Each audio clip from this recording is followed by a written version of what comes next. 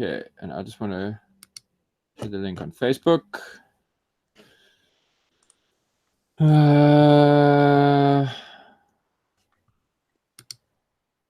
All work and no play. G.I. Joburg.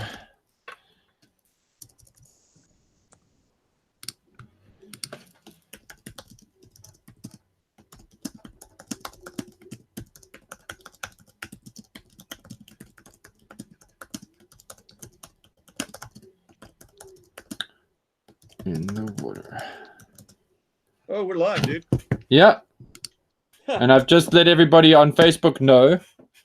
It's taken forever, so I've done it like 3 times. So if you see Facebook notifications pop up 3 times of me telling guys to come join us on the live stream, I can't post it in the chat box of the YouTube video. Hey, full forces in the mix. Wonderful. Oh, he's up in the AM. Hey! It's very unique to have a live stream when the sun is still shining down here in Africa. It is. I've had to do all kinds of new lighting considerations. Well, we have our contributor to thank, Mr. Troy Smith, who just created that lovely prologue to Blood in the Water. I hope you might have caught it. If you haven't, feel free to jump off this live stream, watch it. It is quite brief, so you'll be able to take it in, and we'll still be here chewing the fats. So, hello, Mike Viggs. What's up, brother? Always loving the pictures, man. This guy's got some incredible photography and a great sense of action. Yes, I'm loving his smoke effects. Smoke effects, laser effects. Oh, yeah. The posture of the figures, the situation, it's very dramatic. If you haven't seen this man's photography, you need to see it. It's excellent. Cool. What are you doing, Paul? I am some art going on there, bro. I've got some art going on. This is not so much for a t-shirt, but very much for a print and a cell phone cover, but actually more just because I really wanted to draw Storm Shadow, and I wanted to do something a bit more like retro. So I went for like a very simple colored, and then did the shading with all my shadows are done with a dot gain. So zipper tone, sort of what's used in manga. Kind of went for that. Yeah. And Into the Spider-Verse. Yeah. I mean, absolutely bonkers. Yeah. I think I'm the only person I know who didn't like Into the Spider-Verse. I'm 50-50 on it. Like there are things that I really enjoyed quite a bit. There are things that I thought it was cool. I liked it visually just because I am in that field, so I like what they did, but I can understand why it's jarring for a lot of people. But that's kind of what I'm. Chris is showing you flames, man. Chris is showing. Oh, cool! Thanks, man. Yeah.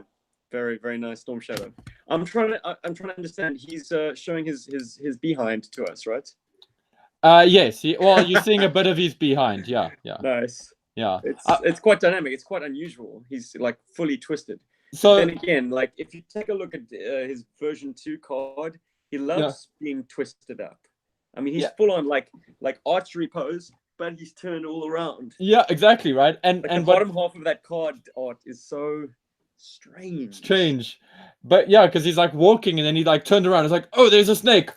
Yeah, man. Yeah, this was inspired. No one would be like if you had time to set up your shot. No one would be posing, twisted around like that. And anyways. Thank you, Captain Steroid, for passing on the kudos. Guys, yes, it is some damn fine art. It's a nice one with the red background. Can we get Troy? I'm just trying to check what's happening with Troy. That's why we are chewing the fat, so to speak, because we're just stalling. Meantime, has everyone in this live stream had a chance to check out the Blood in the Water prologue? Well, let me just sell it to you quickly. It's very brief. It's very action-packed. It was, as far as I'm concerned, G.I. Joburg, if not YouTube history, because the film is set as a prologue to something that we released, the Blood in the Water short that was released some months ago. But it was done completely separate to us by a completely different creative team, consisting of Troy and his 2 daughters. Mm-hmm. And they got into contact with us. We had some sort of discussions, but for the most part, he was given free rein. And created a very compelling little action sequence to kind of kick off things. I mean, I started the original film with a kind of a cold open, just a crashed helicopter and Recondo diving into the water to retrieve the body. Troy has very kindly kind of fleshed that out with like a sequence, very cool action sequence. As I say, it's got pace, man. I think I've learned a lot just watching what he'd done.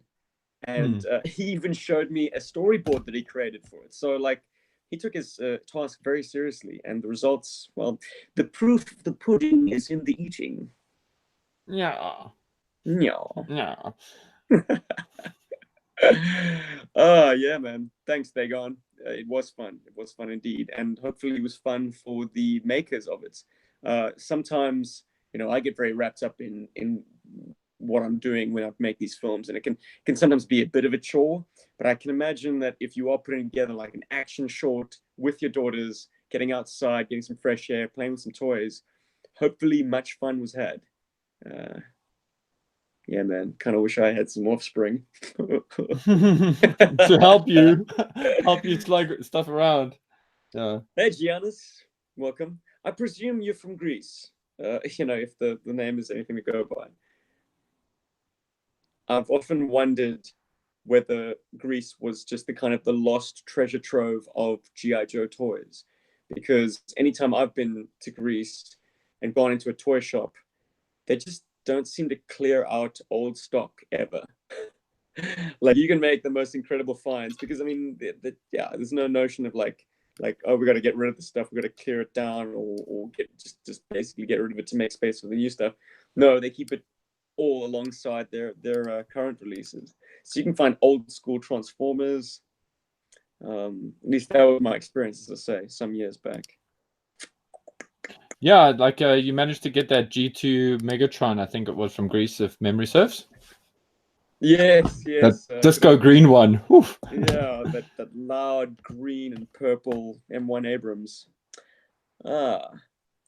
How did they never miss the blade spinning? Says Welshie Sensei. I guess what you do is you pre-spin it each time you do a take, and you just make sure you do your edit on the moment where you withdraw the hand. So it's spinning in the frame, and you've got the helicopter performing its action. I did a similar thing when I was on my own doing Blood in the Water, and it makes for very brief takes because you're only going to edit from the moment you withdraw your hand to the moment the blades start to spin down.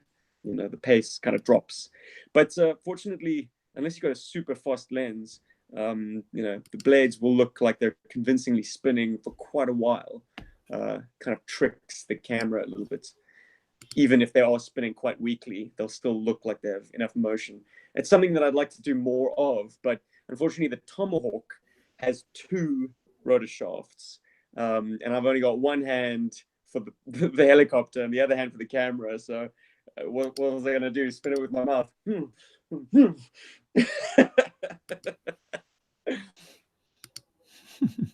Oh, well, he's upset because neither of his fangs have blades. Yes, a bladed fang is quite premium. Mine fortunately has blades, but I managed to absolutely trash the skids. True story. When doing Blood in the Water, I got a little bit careless.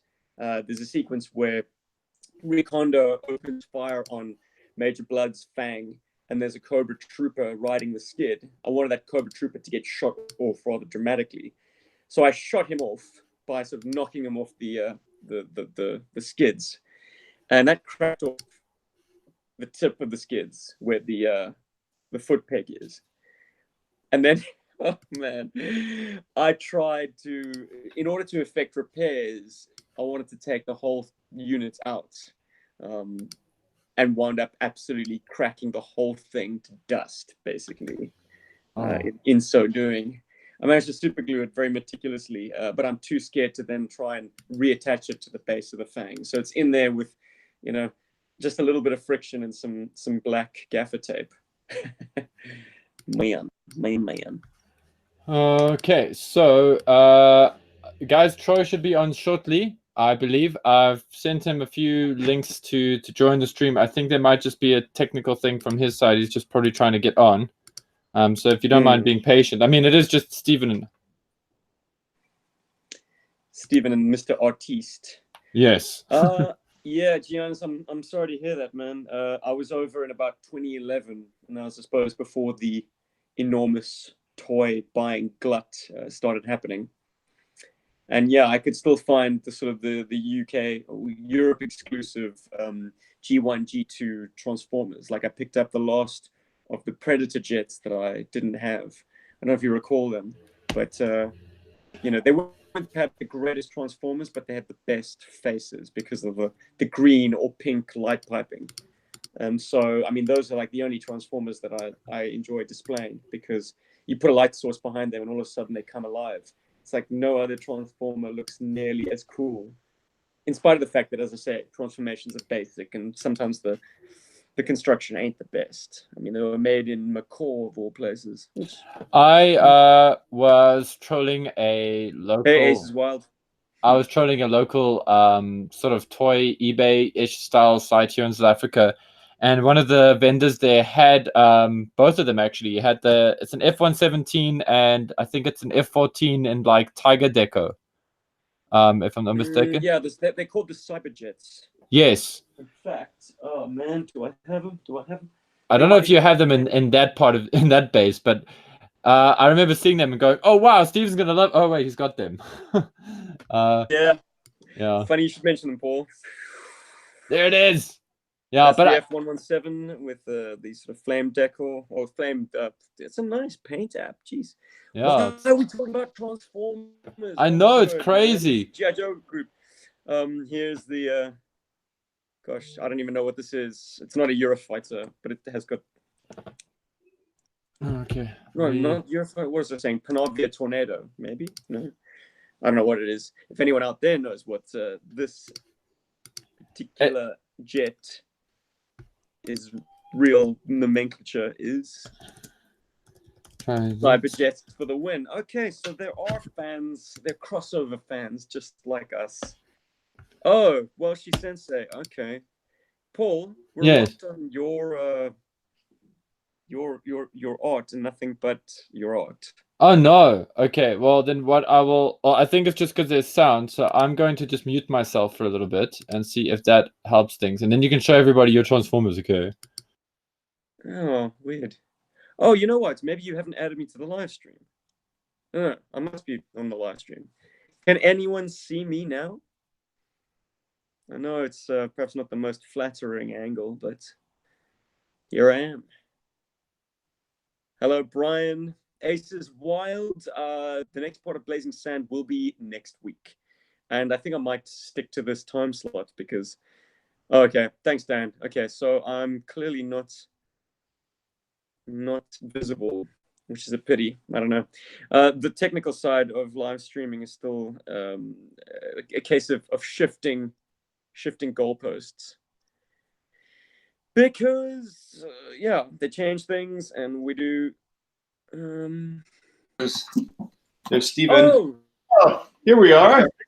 Sorry about that. Where did I think? No worries. It the link went to like a different spot. So, but I found Okay. Hey guys, our cool. faces are on the live stream at long last. Okay, I was just kind of going into a very tragic monologue about how YouTube keep changing the way they do things. Yeah. I don't know if you were watching it live until this point. We were talking about Transformers. Anyways, guys, if you were wanting to see, these are the Cyberjets, or at least the ones I've got. This trio of badass Decepticon jets. They are pretty cool, like almost Tiger Force in the center. Oh, absolutely. Hooligan is his name, and there's some crazy posable fun. Like, these were the Transformers that blew everyone's mind at the time, because all of a sudden you had a robot transforming toy that had ball joints. So it was like as an action figure as well. Did somebody say Tiger Force? I'm making Steven the main person here. I've just figured it out. I figured it out. Yes! Technical win. Bravo, Paulie. Bravo. Apparently I'm now presenting to everyone. It actually lets me know when I'm visible. Ain't that fun? Well done, YouTube. Anyways, this is Hooligan of the Cyberjet. It's a hooligan on the loose. Hooligan on the loose. Believe it. He's wild. He's orange and black and ready to attack, just like Tiger Force. As you can see, there's that cool piping in his head. Anyways, enough about Transformers. Troy, congratulations. Girls, congratulations. Your fan film is awesome, and everyone seems to be responding very warmly to it. Tell us a bit about it. Like, what inspired you? Were you like, okay, this needs a prologue? Let's talk to the G.I. Joe guys. Yeah, you know what? It was. I mean, I've been loving your guys' movies for such a long time, and you really re-energized me to like really want to get out and play with my toys more. I mean, we've still been playing with a lot, but it's like the movies and style that you guys do. It's like, you know. Yeah, I always made it too complicated, and the way that you guys did it, like your hands are in the screen and in the shots, but it doesn't matter. The storyline is so good, and the camera angles are so good, and everything was so good. And I was like, I don't know if I can do that. But then once I saw the Recondo mission, I was like, wow, he just did that with his iPhone or GoPro, and it just was very. I don't want to not insulting, but simple in a way that it was just like. Easily designed, and it's like, and it was so good, and I was like, you know what, I think I need to try this. So I was thinking about like, okay, I wonder what happened before. How did the helicopter get shot down? And I just tried to replicate everything that you did and do it in the Joe Berg style. And it shows. I think it does integrate quite seamless. I mean, isn't it fortunate that like we might be continents apart, but we both got the same toys? You know, yeah, we have access to the same characters. We can all weave into one narrative. And yeah, as I say, it fits seamlessly. How many days did you take to create it? I mean, was there one day of kind of principal photography and a few days of prep? It was like 2 hours. No. 2 hours? You guys work fast. Amazing. Yeah, 4 hours, Lily, but I don't know what you're talking about. 2 hours. It was 2 hours. I also heard that you shot yours in an hour and edited in 4 hours. So I was like, all right, I can handle that. I don't know how. I wonder how true that is. Maybe I was making a rather a bit of a boast. I don't know. But yeah, look, I think I wanted to keep it simple. I mean, it didn't have to be overly complex. There was no script to speak of before I got started. In fact, the story goes something like this. My father and I had planned a little getaway. We were going camping one weekend, and we were packing the car. And my mother came out and said, "Aren't you taking some toys, Stephen?" I mean, what a motherly thing to say. Like, right. Ma, I'm in my 30s. Okay, it's not necessary. But then again, you know, here we are. We're still playing with the stuff. It's stood the test of time. So I was like, I'm awing about it. And I was like, okay, Ma, I'll take a few figures.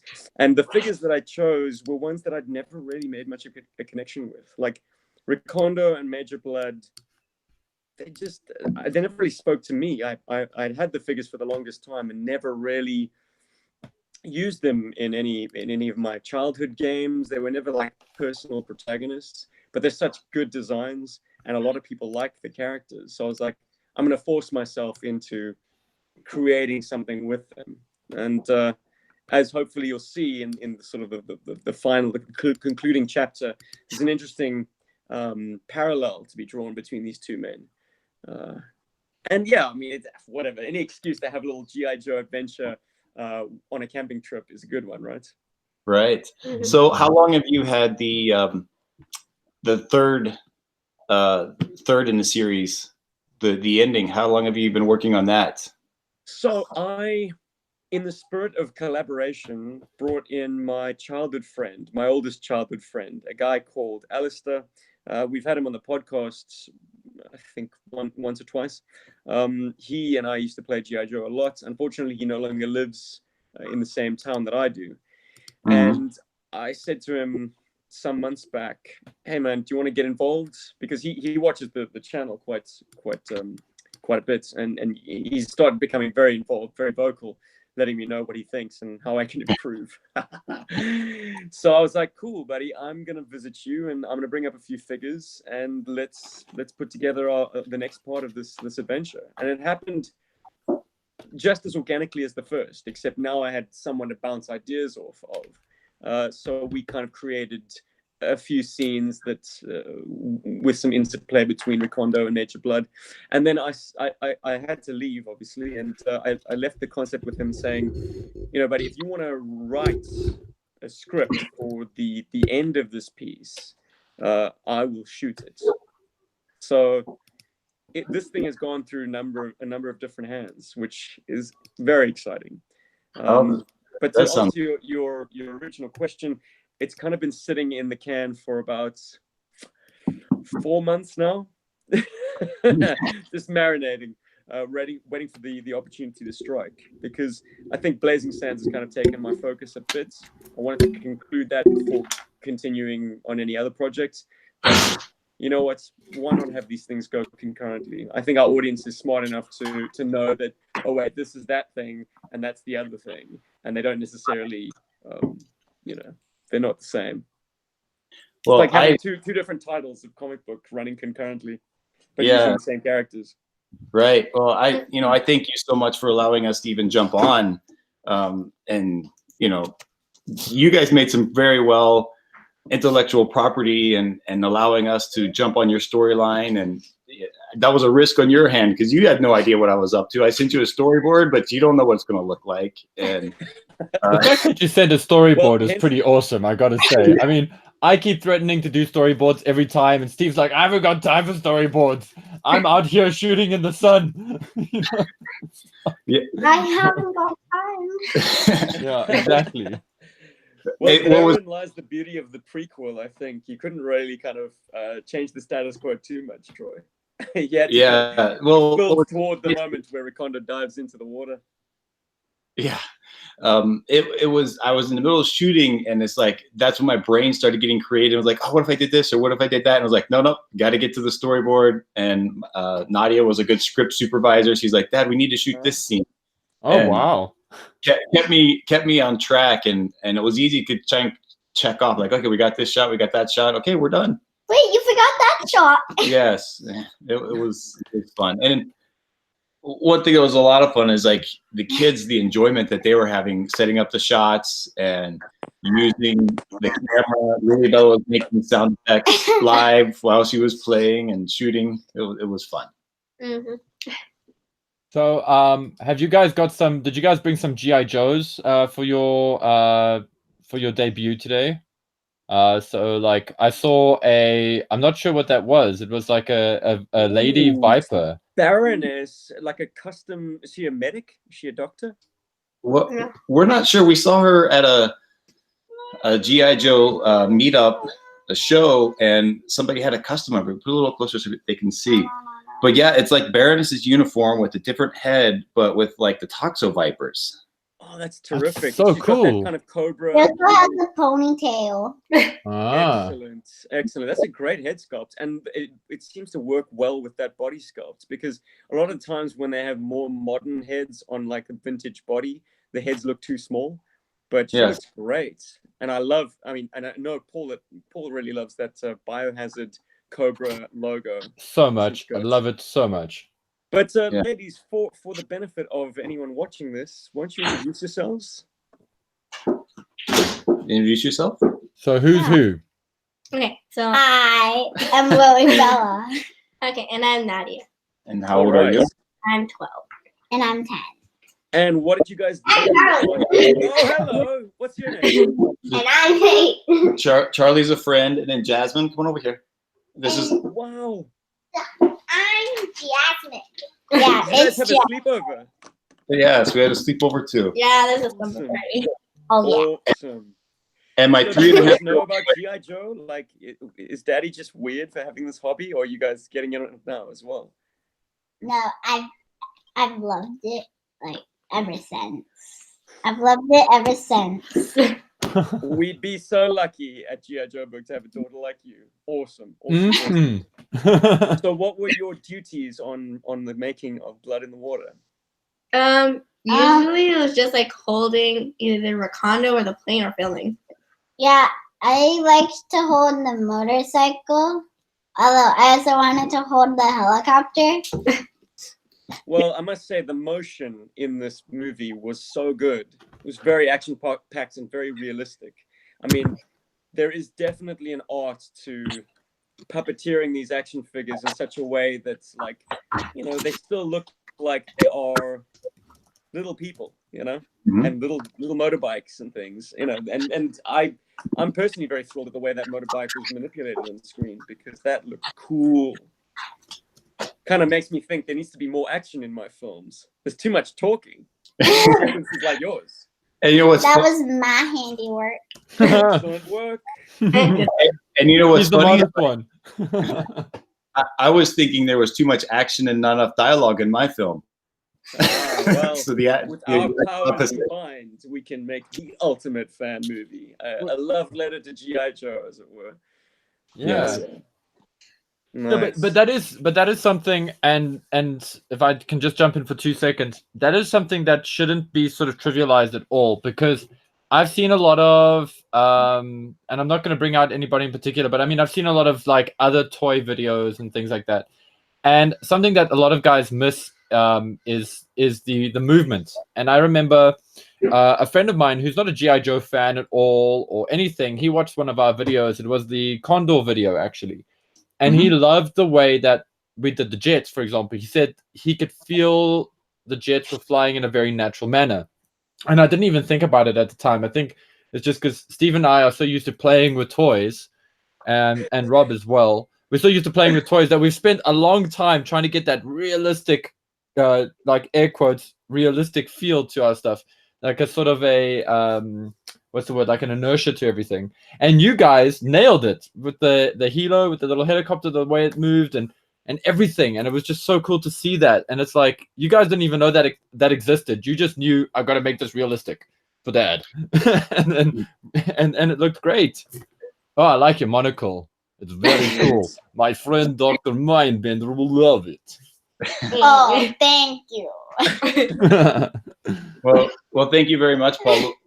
I like to say, like, to give you guys the credit because I don't watch your movies; I study them. Oh, You have like about thousands of views. Probably about 1,000 of them are mine.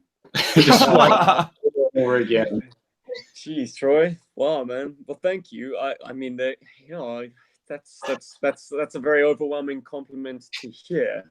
Thank you. And your studious work has paid off. Like, you definitely are producing something that's up to our modest standard. I mean, at the end of the day, we're grown men playing with our action figures for the camera, but nobody else will. It's That's right. a friend of mine put it best when he said, like, we're kind of pioneering a new art form, because stop motion animation is it's something completely different to that. We're often compared to that, but like, no, we're really just having fun, and I think that shows. Whereas stop motion, I'm sure it does feel like hard work. Like, that's I doff my hat to those guys. They are putting in the hard yards, the hours, painstakingly moving a character like one frame at a time. It's like, nah, this isn't that. Hopefully the fun that we have translates to the enjoyment of the video in the audience. Yeah, man. Yeah, I it's know like that's for me. Like, I live for this stuff now. Like, it's like I can't play without a camera rolling anymore. yeah, exactly. I mean, it's the videos are like what a play scenario of a kid would be like. I like the fact that there aren't muzzle flashes, that the sound effects are mostly generated by ourselves because that's what we did. Yeah.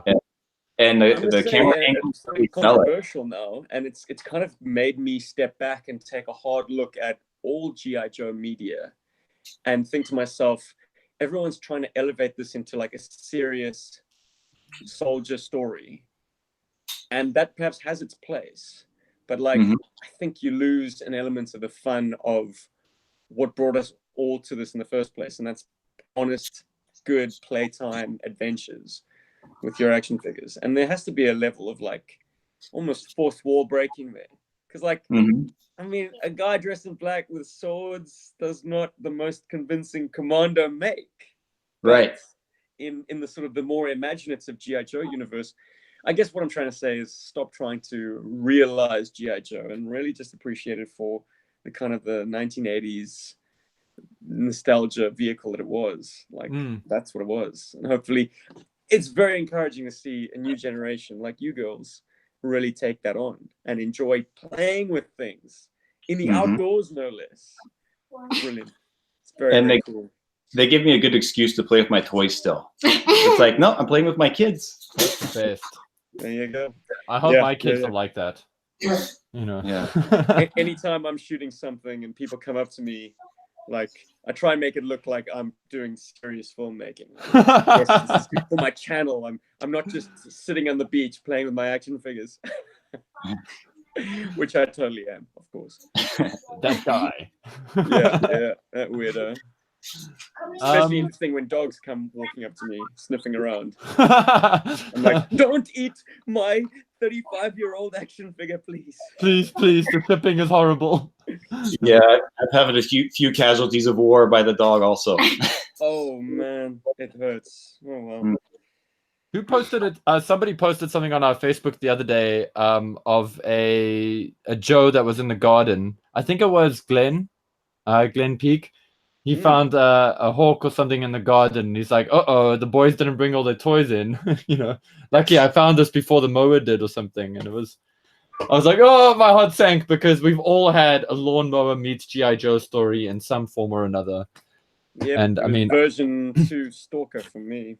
Yeah, I'm sure my sci-fi went that way. So, I wanted to find out from you guys with regards to doing this. Would you guys be willing to do another one? Are you looking at maybe doing another episode, another? I don't want to say blood in the water, but like, would there be something else that's in the cards for you to try out? Totally. Excellent. Cool. Yeah. Good, because we would love to host that. Yeah, good question. Because I was like, what's next? I mean, this was too much fun. I definitely have the bug. I've been kind of running over some ideas.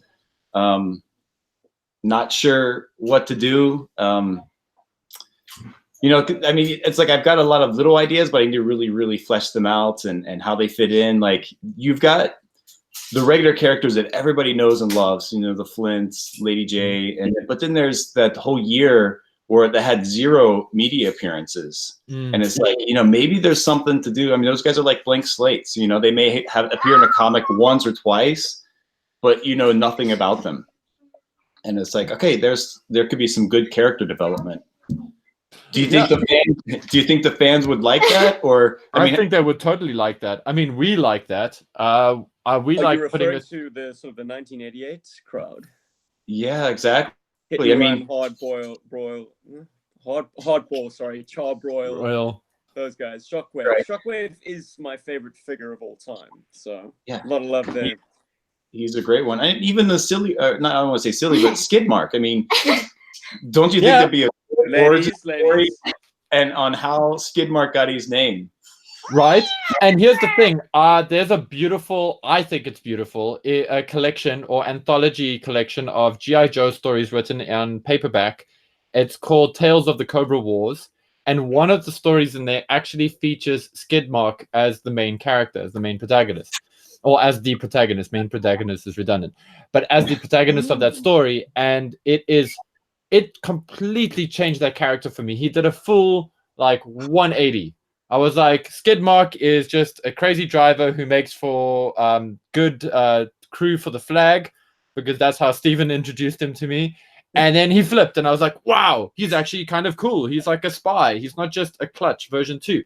So yeah, that kind of stuff is totally welcome. I mean, I always I enjoy celebrating the sort of unloved characters. It's why I've tried to, well, I mean, maybe this is a bit of a spoiler, but I'm working out some stuff for Crystal Ball to appear, because Crystal Ball is such a peg warmer.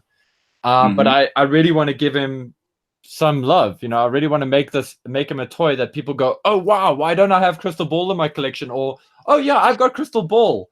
I remember. Oh yes, I do. Cool. You know, that kind of thing. Like, so we enjoy doing that as well, like making toys shine. You know, and somebody posted on Facebook the other day. They posted Salvo and Heavy Duty.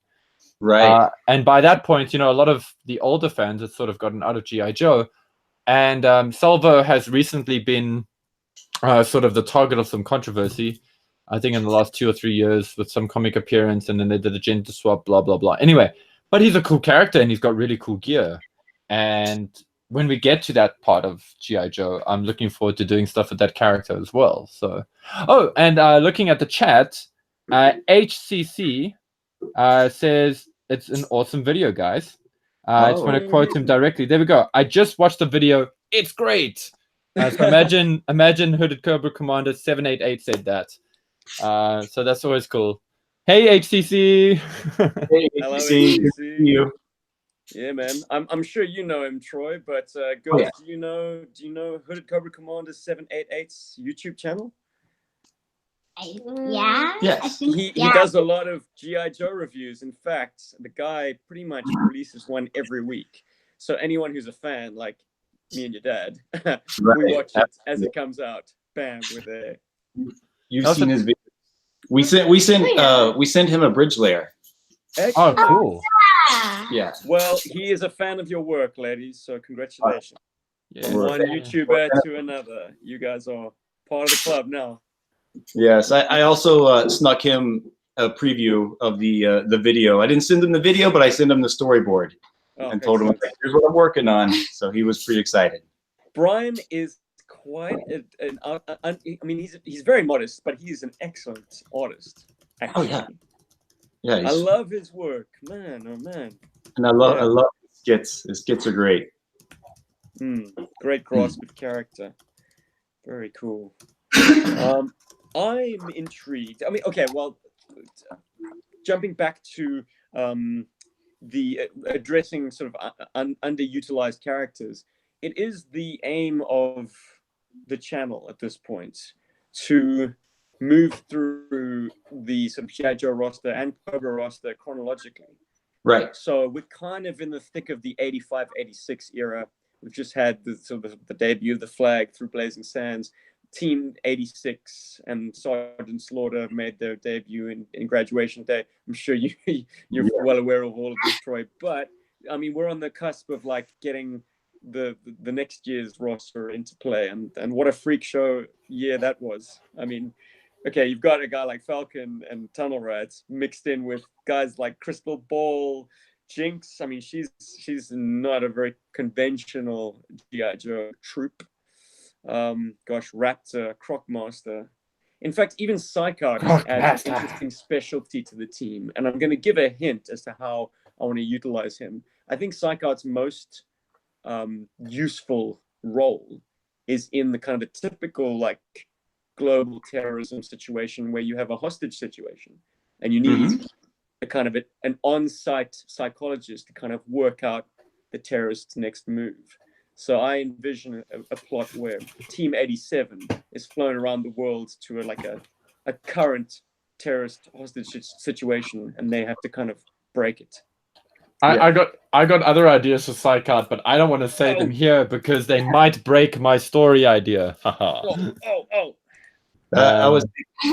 was thinking the same thing too. I've been reading this really good book called "Never Split the Difference" by an FBI hostage negotiator, Chris Voss. Yeah, I've heard of that. Yeah. Oh, he's so good. He's all over YouTube. But I was thinking the same thing with Bullhorn. Is like, okay, using the kind of the techniques that he uses to have Bullhorn kind of talk out a hostage situation. So I've had that hostage situation kind of mulling around also. So Psych Out is another good one I was thinking of. Yeah. And your Crystal Ball. Absolutely. I mean, that is his MO, isn't it? Yeah. Kind of hostage negotiation.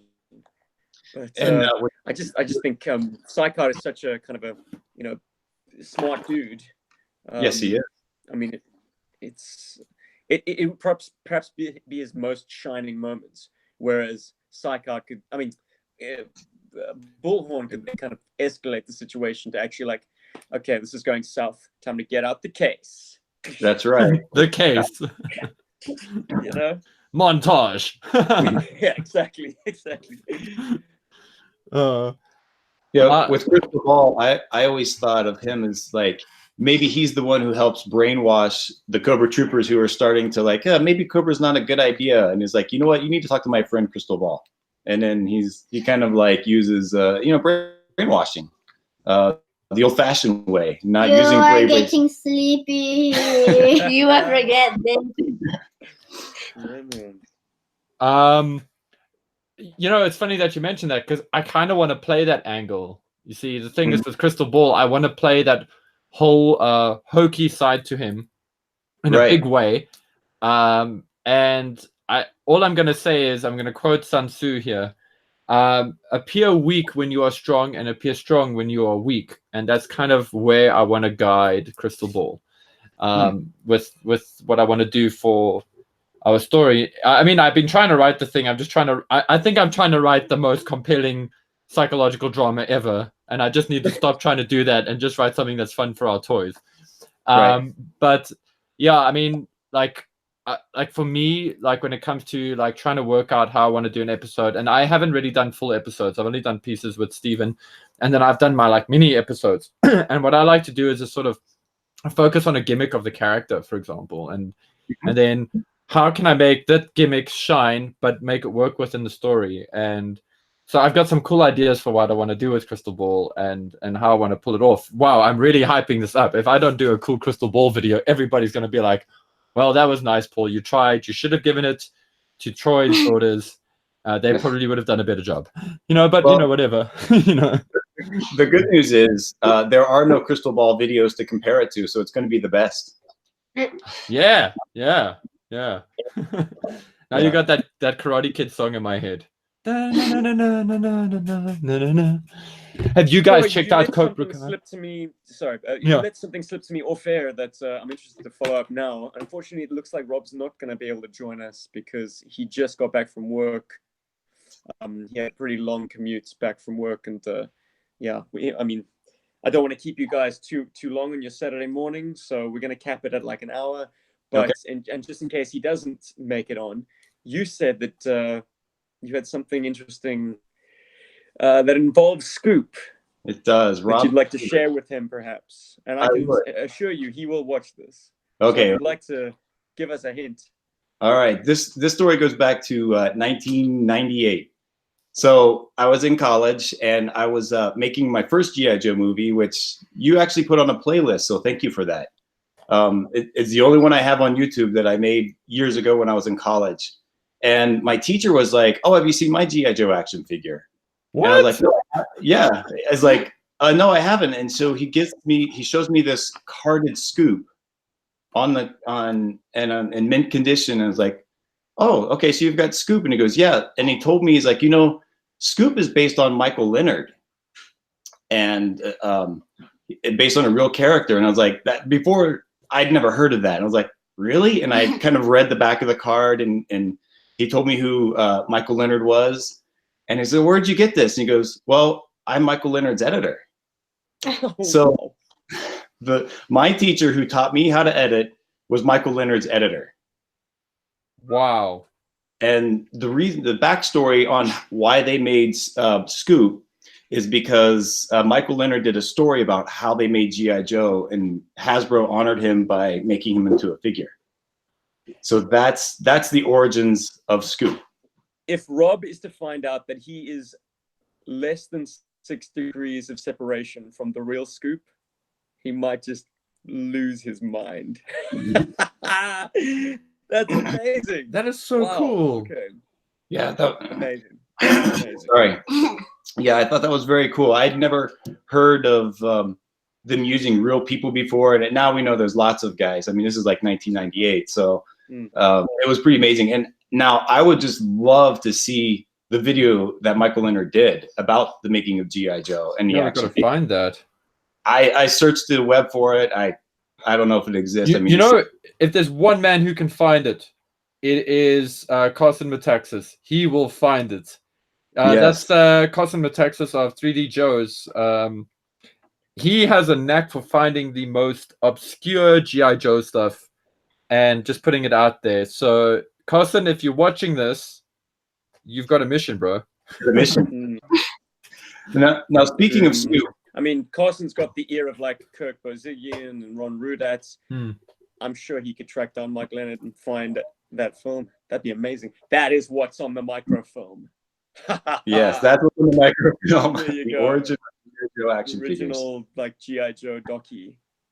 Wow. So, with the origins of Scoop, do you guys follow the Dragon story where he was a Cobra Viper, or do you follow, the origin on the back of the card where it's like he's a reporter? They're not necessarily contradictory. Yeah, I Mhm. was about to say they're not mutually exclusive. And if you've ever read his appearance in G.I. Joe Special Missions, where he's treated as like a bit of a rookie and Stalker gives him a good chewing out, like, secure that bottle, that canteen of water. If you drink from it, make sure you drink the whole thing dry because otherwise it'll slosh around. All these like little minutiae of like how to be a top secret covert military outfit out in the jungle that like Scoop has absolutely no awareness of. Well, that plays into the fact that on Operation Dragonfire, Sarge Slaughter just like gives him a uniform and be like, hey, you're a Joe now. So it was up to like old school Mr. Stalker to teach this guy how to be a real Joe.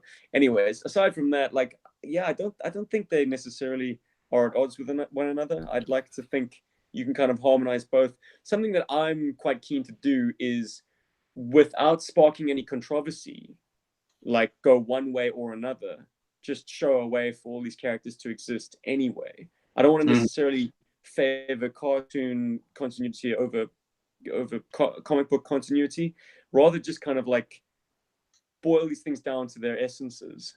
Like as you say, the file card is canon for everything, and anything else beyond that is, take it or leave it. Like, Yeah. was Shipwreck really just hanging out in a Cobra bar and the Joes recruited him on the spot because he could get them out of there? Or was he actually, as the file card suggests, like a Navyman from, even earlier than the legal age? It could be both. It could be neither. But, don't sow controversy with your fan content. Rather just kind of like create rather than subtract. I don't know if I'm making supreme stance right now, but like if you get the essence right for each character, then it almost doesn't matter what their backstory is and whether it contradicts or not. Like, it's just try and nail the broad strokes and let an audience fill in the rest with their imaginations. But yeah, I think we'd probably not go as far as to like incorporate Dragonfire wholesale. Right. Like that does kind of err on the side of hokey. There are one or two things that we did like from the cartoon series, which we've kind of had a smattering of in the web series. For instance, Zorana and Mainframe definitely have a past. I mean, that's and I'd like to think that's kind of like a Mr. and Mrs. Smith romance, in that they were both working deep cover in some situation. They didn't know that they were on opposite sides. Hell, maybe they didn't even know that the other was a spy, but they definitely had a relationship that was meaningful enough for her to want to save him from what she thought would be imminent death on the USS Flag. Yes. So you might have seen it when you studied the tapes, but he's in the back of that shark. I was going to ask you, is that going to be resolved, or is that just kind of like a little nugget hang out there, and we'll come back to that? Well, she's without giving spoilers. eventually, either she's going to hand him over to Cobra, like this guy is G.I. Joe's tech weenie, pump him for all his secrets, or she's going to be like offering him an opportunity to join her willingly, or just an opportunity to like just survive. I mean, yeah, she wasn't going to leave him to die, but she's not going to try and force him down any particular path. I guess it's up to the integrity of the man. And we're going to learn a bit more about Mainframe in the next episode. To answer your question, it's going to be resolved. Yeah, I was going to say, because that's something like in conversations that we have, that sometimes Steve and I have, or Rob and Steve have, or all of us have together, or whatever's. There is sort of a strong sort of I don't want to say it works like this all the time, but we do sort of think of the conclusion. Like I said, it's not always like this, but we do think of conclusions and how we can get there. So we don't really want to have too many loose ends. And I I think it's kind of been a bit of happy accident where we have had a loose end and then we've been able to pick it up later and tie it up and go forward. I can't think of any really good examples right now, but yeah, the mainframe thing, that is definitely something that's hanging in the air. And yeah, it's like if guys remember it, cool. If they forget about it and pops up later, awesome. We have succeeded in pulling off what Lost does or what How I Met Your Mother does. Because I mean, sometimes they've had things that have started in season 2 and only concluded in like season 5, for example. And it would be cool if we managed to get some of that stuff. But yeah, we do try to not have loose ends. It's not that we're trying to write the most perfect thing in the world ever, because I mean, none of us are really professional writers or anything. But we definitely want to we don't want to have stuff hanging too much, because there's already so much stuff like that the cartoon does where it leaves you hanging a lot and you're like, you know, and that can be a benefit. That can be a benefit, like, but it can also work to its detriment. And the best example I can think of something like that working to its detriment is Star Wars. And I don't want to get into that too much, but episodes 1, 2, and 3, which are not my favorite Star Wars movies. Hey, Paul, you know, I don't know yeah. if your screen is on the screen, and I'd really like everyone to look at what you're doing right now. Okay. Well, let me share that. How's Twitch? I think, you know, there was so much excitement for what George Lucas would do with Star Wars that when we eventually got the prequels, a lot of us were like, well, that's not my prequel, you know, and so we don't really want to have that too much, you know. That's why I'm also scared of overhyping my crystal ball stuff too much. Guys, I can quickly take you through a rundown. This is just a little sketch I did of, I call it a little sketch, but it's still very loose, of Storm Shadow. Yeah, I'm a little obsessed with the character at the moment, so I'm painting and drawing him a lot. I wanted to try like a bit of a watercolory feel on it. So this is just what's happening there, as opposed to the very graphic-y type one I did before. I just wanted something a bit more subdued, a bit more, this could be a statue kind of feel. At rest. Yeah, I also, like, a lot of me is thinking of merchandise at the moment, and that's not because, I think it's more just, I love the idea that my stuff could end up on a t-shirt or a mug or a cell phone cover or a bed cover or whatever right now, that it gets me excited about drawing. So like I start thinking of composition in terms of that, especially now, because professionally I've been doing a lot of background work for cartoon series. Recently I did something for Nickelodeon, and now I've just wrapped up something for Cartoon Network, and I'm going on to something else. I think it's for Netflix, I'm not sure. But yeah, so I'm doing a lot of backgrounds and I'm really missing out on doing characters. But what I've picked up from backgrounds is the sort of subtlety. And I'm enjoying that sort of coolness in the moment. So yeah, that's what the Storm Shadow is all about. Yeah, that's great. Oh, thanks, man. Thank you. On the chat, I don't know if anyone's seeing on the chats. Dagon is querying something about GI Joe ranks, and I must say, I also think like it's strange that a team of like special operatives who should be quite experienced should be of so many low ranking numbers. I mean, they're all E4s and E5s typically, whereas I'm thinking like they should all be a little bit older, a little bit more seasoned, and perhaps a little bit more highly ranked. That is a very good point. Good job, Dagon. I guess in the conceptualizing of GI Joe, they wanted it to have longevity. Like these guys were actually like you know, they were in the thick of it. They weren't promoted out of being in field operations, I assume. So like the bulk of them are bullet stopping infantrymen in the lower ranks. Yeah, isn't the original 13 fairly specialized though? Like, I'm not specialized, but like quite qualified. Like, I think, I mean, Snake Eyes is E5. Scarlet is what? She's also E5 or E6. I can't remember now. But like, they're kind of high ranking and more experienced, so to speak. I could be wrong on this. You know what? I think we need to do a live stream where we get in one or two of our buddies that are actually currently serving, and maybe plaster them with some military-esque questions and get the military infantryman or whatever approach to it. I'd love to hear. I mean, we've got a buddy in the Air Force. I'm sure many of the guys in the chat box know who I'm talking about. But Simon, but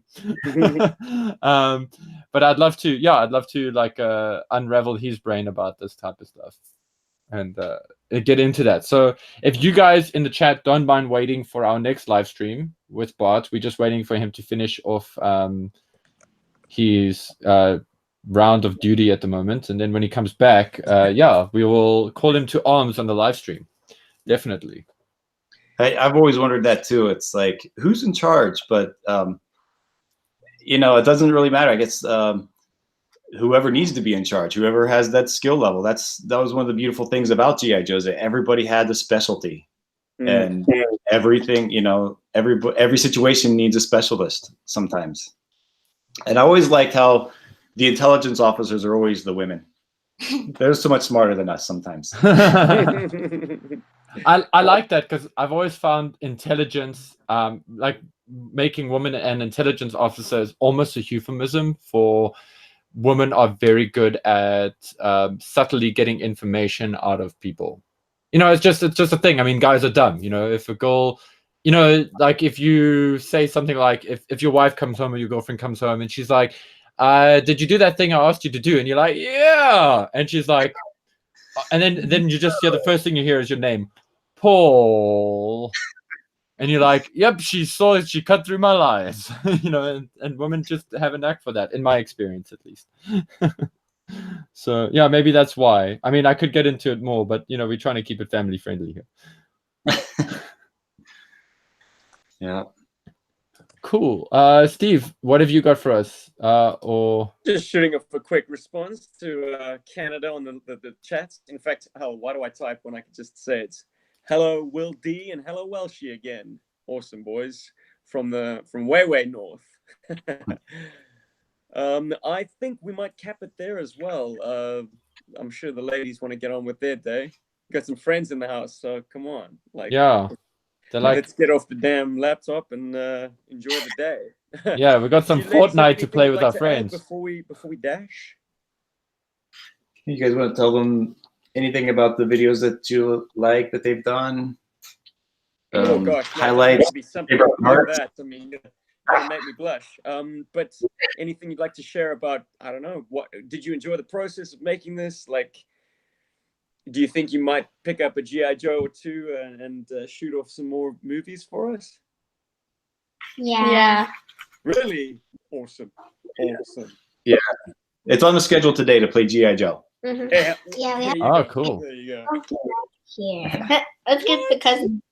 G.I. Joe. Yeah, it's play GI Joes on the schedule. Oh, Daddy, can we get the cousins? Yes. Okay. Yeah, we would love to help you guys out more. We can definitely talk off screen. Anything we can help you guys with, let us know. A fascinating new venture. It's the whole concept of like being able to create something collaboratively. But can we have a pony in it? Yes, please. G.I. Joe versus it's pink purple horn. Bring in the monster. Yeah. No! Very exciting. What an exciting time we live in. Girls, Troy, thank you both. Thank the three of you for so much for your contribution, and we will definitely be in contact. And I'd like to make an open invitation. Anyone out there who has maybe considered putting up a G.I. Joe video, you can use our channel with pleasure. I mean, assuming you don't want to put it up on your own channel, you're more than welcome to do that too. But if you want to use G.I. Joeberg as a platform to create your own 1-parter, 2-parter, 3-parter, 4-parter, 5-parter, heck, just a dialogue between two characters, you know? I'll get you. No, we'll make a special America. We'll make a special playlist for you guys. I was thinking we should do it when we hit 7,000 subscribers. I was actually thinking we should do it when we hit 6,000 subscribers, but we did that a while ago. So I was thinking like it would be cool to do some kind of big video mashup medley thing by 7,000. But you know what? Let's not put that pressure on us. We like to keep things easy here. So everything Steve said, yeah, if you do a vid, we'll make a special playlist for you, not specifically for you, but for you as in the fans playlist. And yeah, we'll let you guys duke it out there. Not that it's a competition, but may the best man win. Yes.